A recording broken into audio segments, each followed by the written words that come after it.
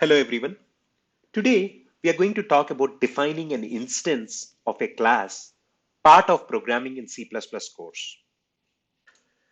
Defining an instance of a class, also known as creating an object, is done by declaring a variable of the class type and using the class constructor to initialize its state. In C++, the syntax for creating an object is similar to declaring a variable of any other data type. Here is an example of how you can define an instance of the dog class from the previous answer. In this example, my dog is an object of type dog, and its member variables name, breed, and age are initialized with values Max, Labrador, and 3 respectively.